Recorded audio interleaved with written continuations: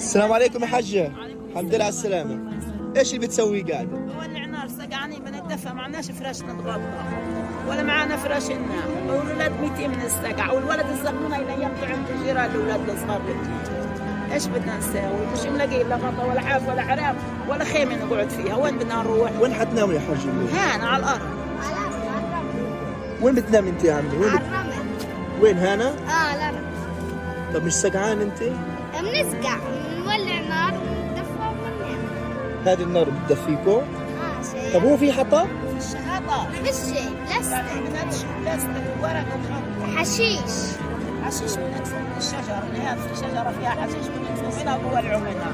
بدهم يتدفوا سقعانين، لا في حطب ولا في حاجه، ايش بدنا نعمل؟ السقعه اكلتنا والجوع اكلنا والعطش اكلنا والنوم، وفيش فراش وفيش مصاري نشتري علاج، وفيش حاجه، وفيش بامبس، وفيش حليب. وقت البابا صار 1,500,000.